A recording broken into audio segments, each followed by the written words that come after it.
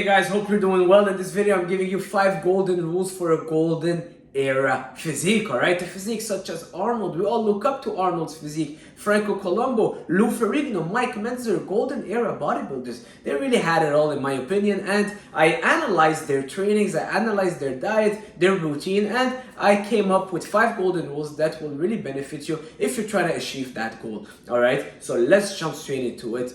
Number 1, I was reading through Arnold's workout, Franco Colombo, Lou Ferrigno's workout, all of them, and you know what I realized? They were all prioritizing compound lifts. Compound lifts are very beneficial, guys, alright? You would be lucky finding one machine at the end of Arnold's workout, alright? But most of his exercises, most of his trainings were prioritized and centered around few compound lifts. Let's say he's doing a chest, well, he would really focus on the barbell bench press, the incline dumbbell press. I don't know if because they didn't have as much machines, but I'm sure machines were around at that time in the 70s, 80s, but they weren't utilizing them as much, all right? They were leaving it for the end, maybe getting a little pump at the end of the leg workout with the leg extension, but that was not really the center of the workout, all right? For his legs, he would really focus on doing a lot of volume on the barbell squat, on the lunges, all right? Deadlift, barbell rows when he's training back, a lot of barbell rows, dumbbell rows, pull-ups, all right? Overhead press, standing for the shoulders. We see it in pumping iron, Lou Ferrigno doing it, all right? A lot of bench, a lot of, the compound lifts. So it's very important that we prioritize them, and they have to be the center of our workout. Think about it. You might use a bench press and a machine chest press, and in both cases you might get your chest to failure, but think about all the extra muscles that have been working on that compound lifts, on the bench press, the stabilizers muscles, all right, the impact it has on your central nervous system, because your whole body is mobilized, which is different than just sitting on a machine and pressing, all right? So there's an impact, a hormonal impact, and there's all those little muscles working the core, which on the long term will lead to more gains. You can tell when you see someone that has been training with a lot of compound lifts, he just has a different look, or they just have a different look to their body. You can tell like something is complete, it's coming all well together. Anyway, so compound lifts, the center of their workouts. Tip number 2, they stayed relatively lean year long. All right, now we see a lot of people over bulking nowadays, going to 25% body fat as bodybuilders, where you barely don't see any more muscles, everything is hiding under that extra layer of fat. But back in the days, that wasn't something that we used to see. I've never seen a picture of Arnold or Franco or Mike Mentzer on a bulk where he was kind of overly higher on the body fat percentage. All right, I might see a few where he's not as lean as contests. Of course, that's normal. I'm not saying he should be under 10% year long, but even in that time, he's still fairly lean. We can still see his abs, his obliques. He still look pretty lean and pretty shredded, maybe around 15, 16%. The highest that I've seen Arnold in his bulk was maybe around 17, 18%, a picture of him on a boat, all right? But nothing over that. And you know what? When you're bulking, you're taking that bulk too far, maybe over 20% body fat, you start impacting your hormones, your testosterone levels start getting converted into estrogen, you don't have as much energy, your body is not as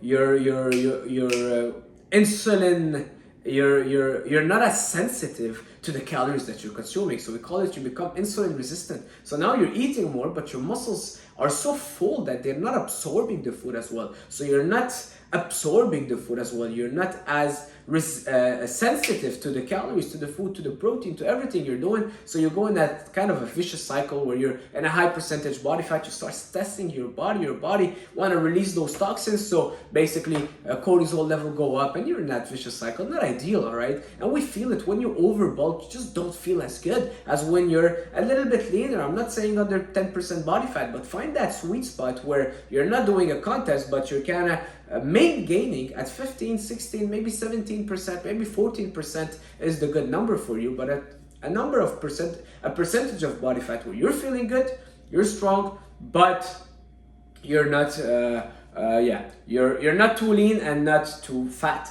All right, so I really believe that it's a key component, staying lean year long and going from there. All right, moving on. Tip number 3, high frequency. They were doing a lot of frequency. Now, don't tell me Mike Mentzer used to only train 3 times a week. I don't believe that that's how he built his body. Maybe that's how he maintained it, and he kind of made that program to sell himself.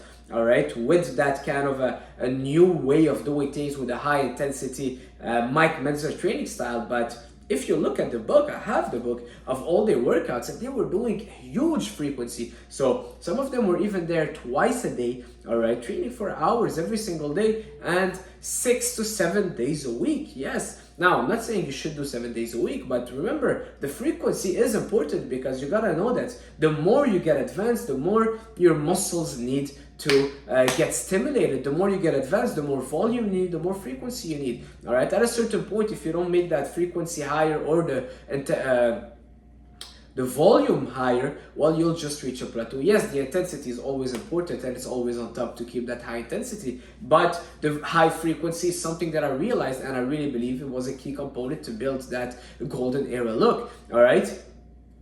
High frequency, high volume as well, but not as high as you would think, all right? I know we hear Arnold saying that he used to do 8 hours of workouts and 4 hours or 3 hours in the morning, 3 hours at night. But looking at his workout plans, I have that book, and it was, I would say his workouts were around 2 hours, but he was at the gym every single day, all right? And he would go back at night doing the smaller muscle groups. That was something that was pretty frequent, maybe doing abs, stuff like that, calves, all right? So, moving on.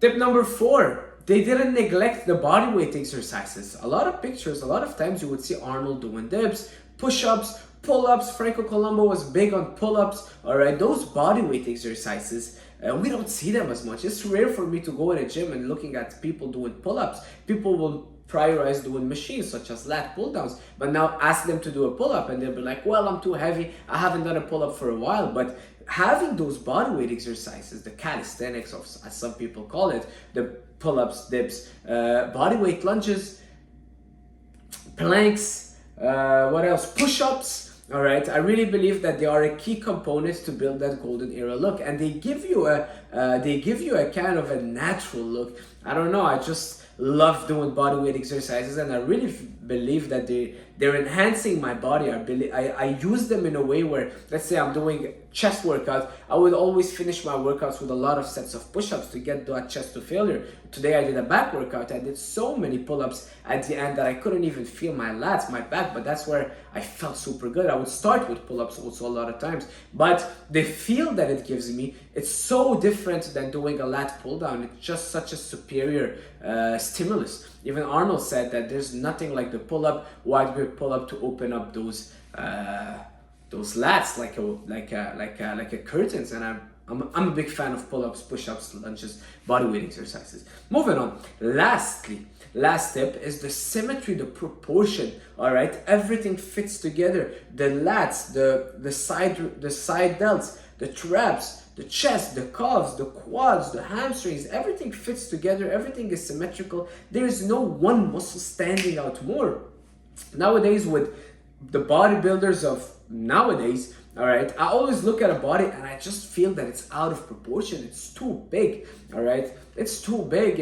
There's too much going on, all right? Every muscle group is as if it was like a balloon, all right? But you look at Arnold's body or the golden era bodybuilders, Serge Lubray, all right? Everything fits so well. The muscles, they're just aligning with itself. There is no one side delt that is super huge and the rear delt that is super small and the upper chest that is big and this and that. No, everything fits so well together, and I really believe it's because of thanks to the compound lifts, the body weight exercises, because they make sure that you're training everything together. And if you're getting strong at, let's say, an isolation exercise, that's where things can go a bit off balance because you're isolating a muscle. But if you're just focusing and centering all your workouts on compounds, well, you will be training your body. Well, basically, you'll be using a lot of other muscle groups in that specific lifts, which you will have no choice but to train indirectly, if it makes sense. All right, so that's pretty much it for this video, guys. Hopefully you liked that video. If you did, please consider liking, subscribing, leaving a nice comment or a mean comment. It's all right, I can take it. And thank you for being there. So my channel is really dedicated for bodybuilding in general, but also I talk a lot about nutrition and mindset training. I'm a natural bodybuilder. That's what I love talking about, and I want to encourage people to stay natural, motivate people to stay natural, because we're in a little trend where it's cool to taking PEDs, filming yourself taking PEDs, and everyone want to become the next Sam Sulek. But I'm coming here to tell you guys that, you know what, staying natural has its own benefits that a lot of people don't see. Yes, it takes longer to build that body, but trust me, it's the investment that you want to make, because on the long term, it's like investing in the stock market, all right? Someone taking PEDs is like, oh, well, he got lucky with the crypto where he had made 10 times his money, but he might lose it. Well, there's a lot of other consequences that come with it. But when you build it the real way, the right way, well, you're building a wealth that will last forever, all right? So it will take longer when you're natural, but trust me, guys, it's worth it. You're saving your health, and you're able to build a very good physique that will turn head at the beach naturally, all right? People underestimate what the body can achieve naturally. They underestimate it, all right? Nowadays, it's like if you have some veins coming out of your biceps, and right away people pretend that you take PEDs. That's not the case, all right? The body is able for a lot more than we think. That's it for this video. Thank you for watching. See you guys soon. Ciao.